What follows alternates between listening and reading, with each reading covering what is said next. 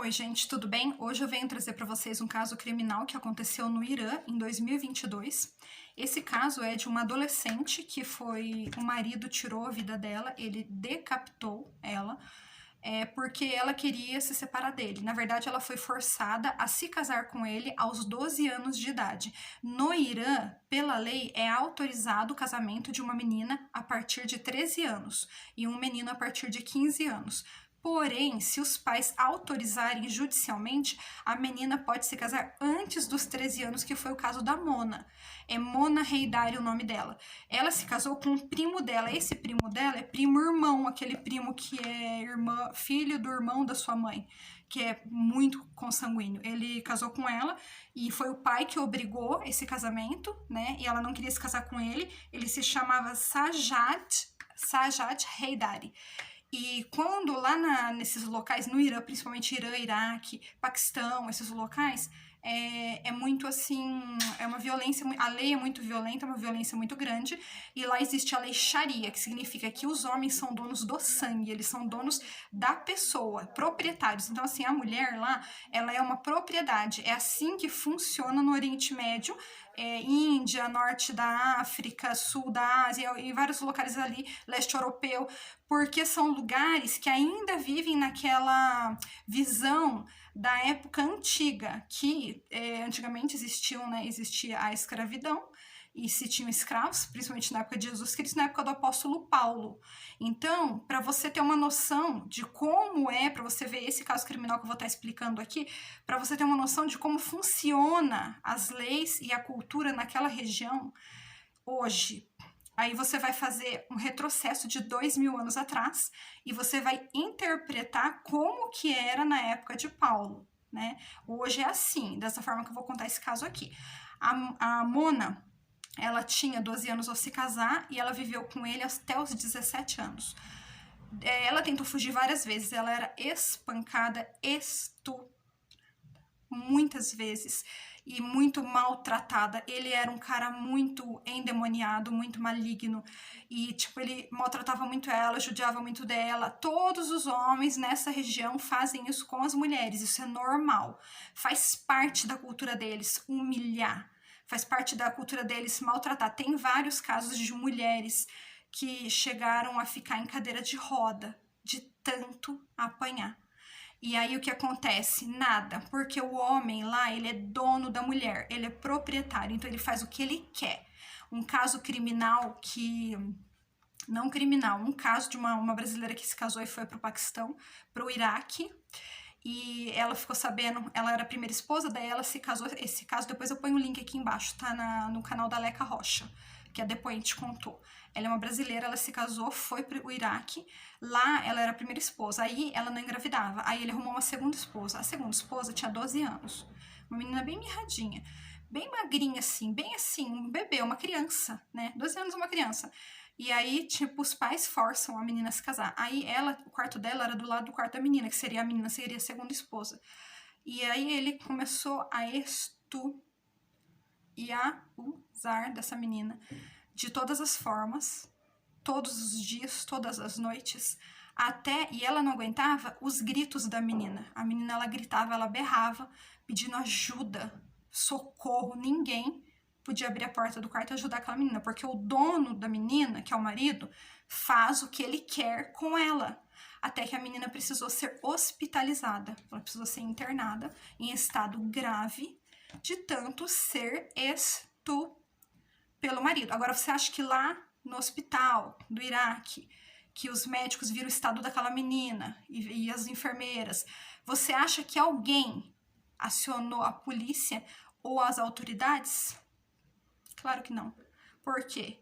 Porque quem fez aquilo ali foi o dono dela. Ele pode até tirar a vida dela se ele quiser. Isso, gente, hoje, tá? É hoje. Foi no Iraque. Isso aqui que aconteceu com a Mona foi no Irã. A Mona, ela foi obrigada a se casar. E aí, o que aconteceu? Com 17 anos, como eu tava contando, ela fugiu pra Turquia. Ela conheceu um amigo que se chamava Ali e ela fugiu pra Turquia com a ajuda dele. Claro, escondido de uma forma, né? Porque as mulheres no Irã não podem sair do país sem autorização do marido. Então ela fugiu de uma forma assim, eu acredito que ele facilitou de alguma forma para ela conseguir passar na fronteira e tal. E ela ficou morando na Turquia 4 meses. Só que o pai dela colocou a Interpol e a embaixada do Irã, que tem na Turquia, para procurar o endereço dela. E eles começaram a procurar e encontraram ela. Então o irmão e o pai da Mona foi até ela e começaram a convencer ela de voltar com o Sajad, aquele marido endemoniado que espancava ela e tal. Que ia ficar tudo bem, que ele iria fazer um acordo lá na polícia, um contrato para que ele não pudesse se aproximar dela. Tipo, eu acho uma medida restritiva, eu acredito, mas lá não existe isso, porque não tem direitos das mulheres lá. E aí, só que o pai dela e o irmão dela estavam enganando ela. Eles prometeram que ela ia ficar segura, não ia ter contato com o Sajad, que ele não ia tocar nela, mas eles fizeram uma emboscada. Quando eles estavam indo com a Mona, o pai e o irmão estavam indo com a Mona de carro para a delegacia, isso no Irã já, porque ela aceitou voltar, ela confiou no pai dela.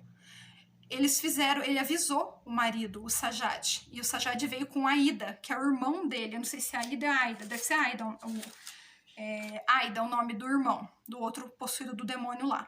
Aí os dois fingiram que foram e atacaram o carro e pegaram lá a força do carro. Quando chegaram na casa do Sajad, ele pegou e o irmão amarrou as mãos dela para trás, ele catou um facão, cortou a cabeça dela fora. O irmão Aida se responsabilizou por enrolar o corpo dela num carpete, num tapete, e dar um fim. E ele saiu pelas ruas, com a cabeça segurando pelos cabelos em uma mão e a faca na outra mão, banhada de sangue, né? E ele saiu desfilando pelas ruas, e as pessoas vendo aquilo começaram a filmar, e ele sorriu e desfilou, e levantava assim a cabeça dela, mostrando que para ele era uma grande honra, porque quando uma mulher quer se separar de um marido no Irã, no Iraque, nesses locais existe um chamado crime em nome da honra, que ela tentou se divorciar de um marido déspota. Então ela desonrou a família. Agora ela tem que, né, ir para 7 palmos embaixo da terra.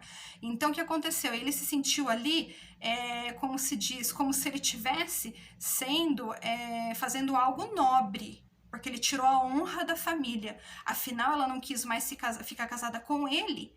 Então, onde se viu uma mulher que não é nada, é só uma propriedade na visão deles, na terra deles, ela querer ter a audácia de pedir o divórcio, só porque tá apanhando, sendo humilhada, sendo violentada, só por isso, sendo que isso para eles lá é normal.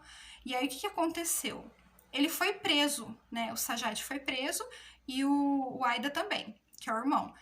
O Sajad pegou, porque ele foi perdoado pelo pai da Mona, porque o pai da Mona é tio dele, né? Como eu falei que eles são, né? Irmãos, primo, irmão.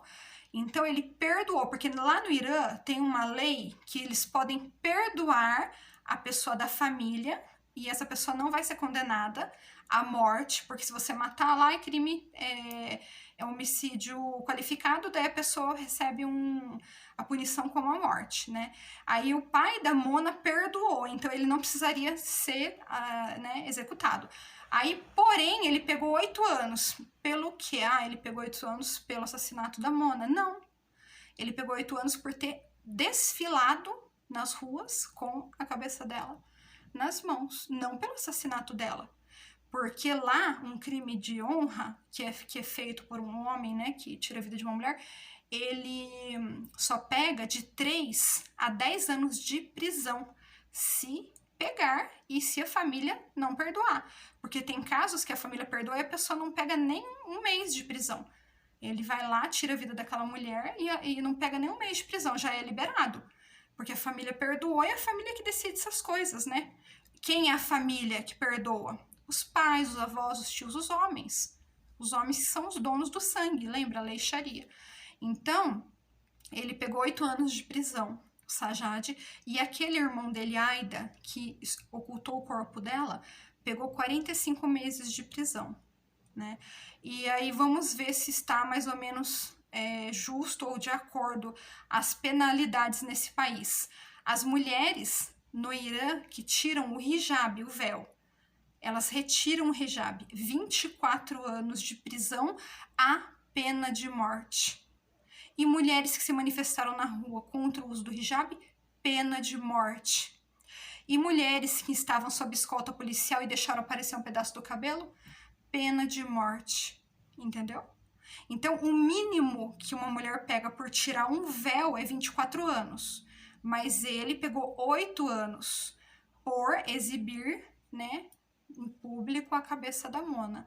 Não por ter tirado a vida dela, de forma alguma, porque ela é como se fosse uma honra para uma família tirar a desonra. Uma mulher querer se divorciar, casos assim. E aí, depois, quando o pai dela ele foi ser entrevistado, ele disse que a Mona teve uma vida muito boa com ele. Ela foi muito feliz com ele. E que ela teve coisas boas e tal. E ela foi feliz, ela teve uma vida, né, próspera. E que ele é um homem trabalhador, né, que, né, não tem nada de mal e não sei o quê. Que é ela que desonrou a família, onde se viu ela querer se divorciar. Então, assim, todos lá apoiam essa visão. É uma coisa, assim, completamente absurda. Eu vou dar 3 exemplos de 3 outras mulheres também que sofreram um caso de crimes em nome da honra. A Rei-Hanet, a Mary, que ela tinha 22 anos. Ela foi assassinada, tirada a sua vida pelo seu pai. Ela era muito parecida com a atriz Angelina Jolie. Ela era muito linda. E ela... Por que o pai dela tirou a vida dela? Ela chegou em casa um pouco mais tarde. Tipo, era pra chegar, 9 horas, ela chegou 11h30, 23h30. Então, ela desonrou a família. Porque ela chegou mais tarde, né, do que o horário normal. E ele, né, esmagou a cabeça dela com uma barra de ferro. E depois, ele jogou o corpo dela em um terreno baldio. E o caso da Romina Ashraf, ela tinha 14 anos, a Romina, foi morta pelo pai. Ele cortou a cabeça dela fora com uma foice e saiu na rua com a foice ensanguentada, muito orgulhosamente foi se entregar, porque a Romina, ela queria namorar um outro rapaz, que não era escolhido pela família. Isso é uma desonra muito grande, por isso que, né, o pai dela fez isso, porque foi uma desonra para ele, então ele foi lá e fez isso daí, cortou. E eu não lembro se foi ela que ele enterrou o corpo no quintal, ou se foi outra, porque são tantas, né? E aí ele foi se entregar na delegacia, também não pegou muitos dias, não, porque, né, ele tirou a desonra da família, né? Então não é uma coisa muito grave. A Fateme Barahi, ela tinha 19 anos, ela também foi decapitada pelo marido.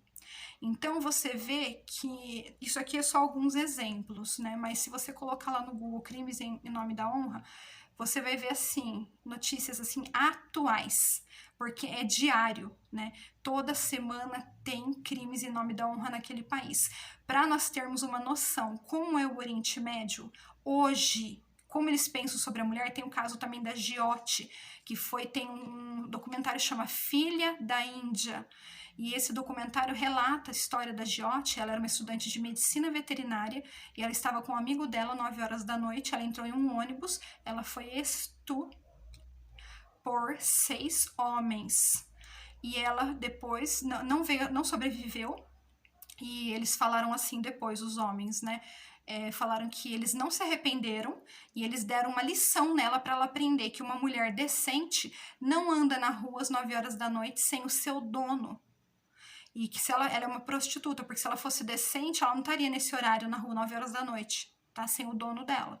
Então, que ela mereceu. E um dos advogados dos bandidos, dos assassinos, esse advogado disse o seguinte: se fosse minha filha andando na rua nesse horário, né, sem o dono dela, seja pai, seja tio, seja avô, seja marido, seja irmão, seja filho, é um membro masculino, que é o dono da mulher. Se ela fosse minha filha, esse advogado falou, eu a queimaria viva. Então, você tá tendo uma noção, isso na Índia, tá? Nova Delhi. Você tá tendo uma noção como funciona a visão sobre a mulher nesses locais?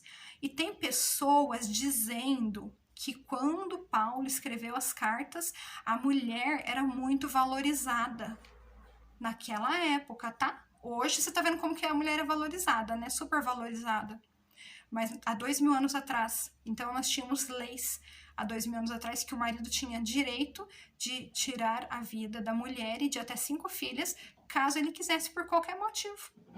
Qualquer coisa que interessasse, ele falasse, não, eu quero eliminar, e é em praça pública.